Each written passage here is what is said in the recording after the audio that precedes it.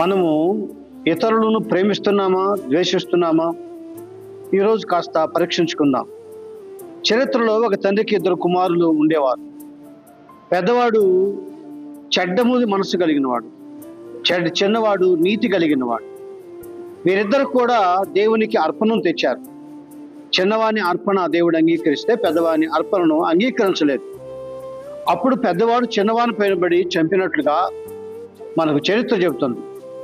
అంటే ఈరోజు సహోదరుడు ద్వేషించువాడు నరహంతకుడు, వారిలో నిత్య జీవము లేదు అని మనకు లేఖనం చెబుతుంది. కనుక మనము ఈ లోకంలో జీవించు కాలం మన సహోదరులను ద్వేషించు వారము కాకుండా మన సహోదరులను ప్రేమించు వారముగా ఉండాలి.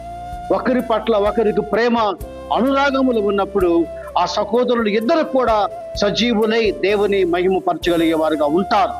కనుక నా ప్రియ సహోదరుడా, నీవు నీ సహోదరుని ప్రేమించాలి, నీవు నీ సహోదరిని ప్రేమించాలి. ద్వేషం అనేది మనలో ఉండకూడదు. ద్వేషం మనలో ఉంటే ఒకరి పట్ల ఒకరు ప్రాణహాని చేసుకునేటువంటి విధముగా, ఇదిగో ఈ పెద్దవాడు చిన్నవాడిని చంపడం ద్వారా నరహంతకుడయ్యాడు కదా, అలాగే మనము సహోదరులను ద్వేషిస్తేనే నరహంతకులంగా అవుతాం. అలా ఉండకూడదు. కానీ ప్రేమించే వారముగా ఉండాలి, దేవుని దృష్టిలో ప్రేమించే వారముగా కనబడాలి అని నేను మనవి చేస్తున్నాను.